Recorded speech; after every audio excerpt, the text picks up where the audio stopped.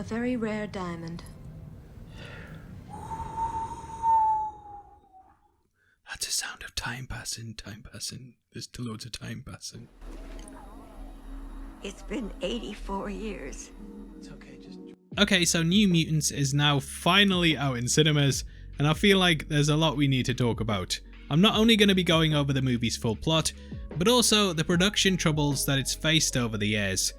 Because, god damn. Now, throughout this video, we're just going to be going over everything you need to know about the film, and because of this, there will be heavy spoilers. If you enjoy it, then please drop a thumbs up, and make sure you subscribe to the channel for videos like this every day. With that out of the way, this is the Heavy Spoilers Show. I'm your host Definition, aka the new mutant that turned into an old one waiting for this film. Now let's get into the breakdown. Okay, so New Mutants feels like a film that was never gonna come out. I can't remember something that's been delayed this much, and it seems like such a long time ago since we saw the first trailer all the way back in 2017. This teaser provided a unique take on the comic book movie, and it initially appeared to be a horror before the studio decided that it was too much of a risk to take. Thus, further reshoots were planned, which would change several aspects of the film, and the movie suffered its first delay. However, there were rumours that the reshoots were actually going to be a lot more substantial, and that they would pretty much require refilming over half of the movie. Fox wanted to avoid the flop that was Fantastic, whilst also being different enough that it felt like something that would stand out, similar to Logan and Deadpool. During this time, the Disney-Fox merger was also taking place. A lot of things were up in the air, and it seemed like there would be major changes in the studio structure that would severely alter its lineup. However, there was a clause in the contract that stated New Mutants would have to be released theatrically, and this is why the film has been dropped in cinemas instead of on streaming services. Disney begrudgingly took this on, but decided that investing in reshoots wasn't going to be worth the return on investment. Thus, they placed it back into their release schedule, minus the reshoots, and the film is pretty much how it was originally intended to be. However, the pandemic caused a major shift in the movie business, and thus they took it off their lineup. On May the 4th, it was reported that the film had been listed for media pre-order on Amazon, and some lawyers must have got involved as the listing was taken down almost immediately. It went back and forth for weeks over whether the film would see the light of day, before Disney eventually just decided to dump it at the end of August with little marketing, and probably in the mindset that they just want the entire thing over with. So yay! Who's excited?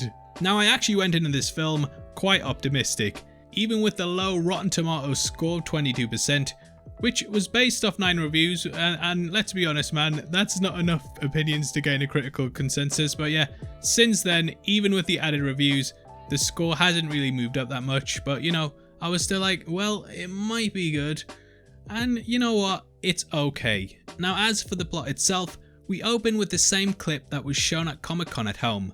The narration is given to us by Dani Moonstar, and she tells us that when she was growing up, her father told her that within everyone exists 2 bears, one evil and one good. Which bear wins depends on which bear you feed the most, and Dani has been told throughout her life that it is possible to conquer the darkness within her. Her father gave her a small bear necklace, which was meant to represent how small the evil bear once was. However, as it feeds on fear, there is a worry that this metaphorical bear has grown as Dani has too. Now, in the opening, it seems like her home is devastated by a tornado, but it is revealed that this is a manifestation of the bear, which is brought on by Dani's powers. Throughout the film, we learn that Dani is capable of taking one's darkest desires or greatest fears and bringing them to life. She's pretty much the Jason Stryker of the film, and throughout she learns how to control her powers. Dani's father is murdered in front of her by the bear, who then chases her through the woods before she falls faster than Disney stocks and gets knocked out. It's here that she wakes up in a hospital run by a doctor named Cecilia Reyes, who tells her that they're in an institution that's been built to house mutants. Reyes informs Dani that she's a mutant herself, and we're introduced to the other members of the cast. Now, clearly from the off, this is a sort of twist on Xavier's school for gifted youngsters. Whereas his mansion was overseen by a mutant who was able to read people's minds and therefore be empathetic towards them, Reyes' power involves generating force fields. This idea of shutting things out definitely ties into her as a character, and she very much keeps the truth guarded from the group. She too has put up walls herself, and doesn't really see the teens as people, more they're simply animals to her. They're initially under the impression that they're being trained to be part of the X-Men, but this is soon revealed to be a lie, and it's actually the Essex Corporation behind it. If you're up to speed with the X-Men franchise, you'll remember that they collected Wolverine's DNA at the Weapon X facility. Now it does hint that this film is actually connected to Logan, and that if the group pass this screening phase, they'll be shipped off to a facility to be trained as weapons. There's also lip service given to the mutant population dying out, and though we don't get a specific time period for the film, I would say that it falls in just before Logan. However, it's pretty much a standalone movie, and Disney don't do any efforts to connect it to the grander MCU. Now as for the lineup, I actually think that they work really well, and each one of them is pretty memorable. Normally in team-up films you get some that become lost by the wayside, but I did feel that each one of these leaves an impression. The first one I want to talk about is Anya Taylor-Joy, who's playing Illyana Rasputin. Why her first? Because goddamn! Now Rasputin is actually the sister of Colossus in the comics, however as mentioned earlier, they don't really make any connections, and beyond being able to armor up, she might as well be a different entity. On top of this, Illyana is capable of travelling into a dimension known as Limbo, where her powers derive from. It seems like she has a stuffed animal, also known as Lockheed, but this does take form by the end. Now we do learn that she was forced into child slavery when she was younger, and has been chased by mysterious monsters known as the Smiley Men for most of her life.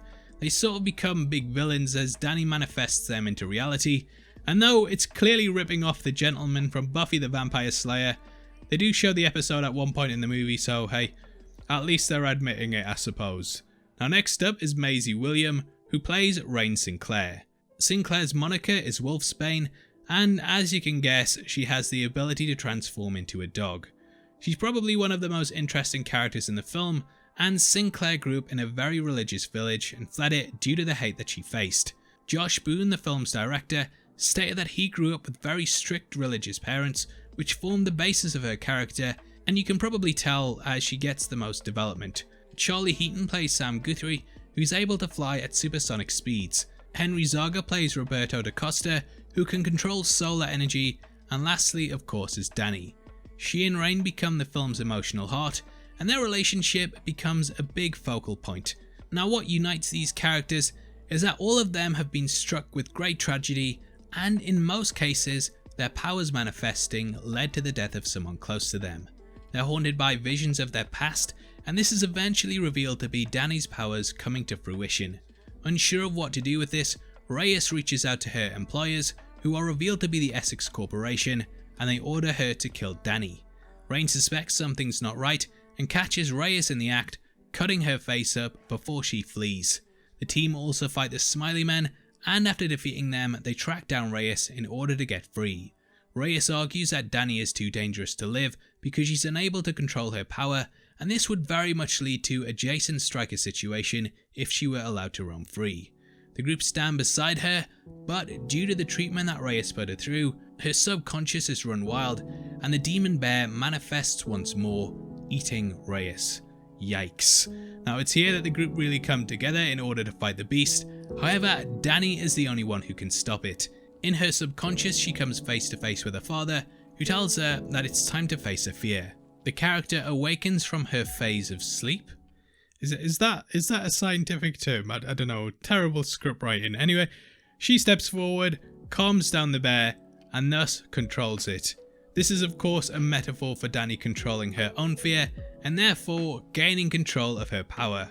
The group stand outside the hospital and realise that the force field is down and head out into the world, which ends the film. I probably shouldn't have called this an ending explained, which I might not do in the end. Now, as for what could happen going forward, well, I don't actually think that we will be seeing the characters again. Josh Boone did state that he had something for a post-credit scene, however, he didn't put it in the eventual release because he didn't think there would be any sequels going forward, and it was just completely unlikely that anything else would happen. I think that this group would have actually fit in pretty well with the ones that we saw at the end of Logan, but it does look like Disney is indeed scrapping the idea of the New Mutants going forward due to their removal of the scene, which would have put things in place for next time. Now, as for my thoughts on the film, I'm actually surprised it got delayed as much as it did. I really don't think that this is the train wreck that everyone thought it would be. I know the reshoots might have added something, it's not completely abysmal. Dark Phoenix is still the worst X-Men movie to me, and then probably Wolverine Origins after it. Sure, this isn't anything amazing that you must rush out and see and potentially risk your life for, but meh, it's not bad. Overall, I don't think I'll be watching it again, but it's fine. Yeah, it's fine. You know what? I'm going to give it a 6 out of 10. Now that's New Mutants. Obviously, I'd love to hear your thoughts on it, so make sure you comment below and let me know. If you enjoyed this video, then please drop a thumbs up, and if you want something else to watch, then make sure you check out our breakdown of Tenet, which is going to be linked at the end. That film actually needs a breakdown. Now we're also giving away a free copy of The Avengers on any console of your choice, and all you have to do to be in with a chance of winning is like the video, subscribe to the channel, and drop a comment below. The winner is going to be chosen at random on the 30th of August, so make sure you get involved. If you want to support the channel and get to see content early, then please consider clicking the join button below. You can also come chat to us on a Discord server, linked in the description, or heavy spoilers on Twitter. Thanks for making it until the end of the video. You've been the best. I've been Definition. I'll see you next time. Take care. Peace.